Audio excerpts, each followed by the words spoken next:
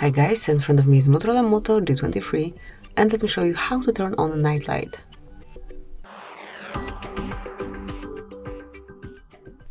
So if you wish to protect your eyes a bit, you need to open the settings at first, then find and select display, and here you will notice night light. So all you have to do is to use the switcher to activate it.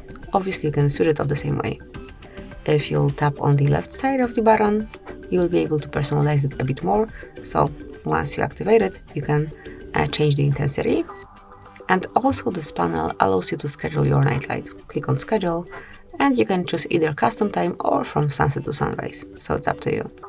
And that's it, that will be all. Thank you for watching. Please subscribe our channel and leave the thumbs up.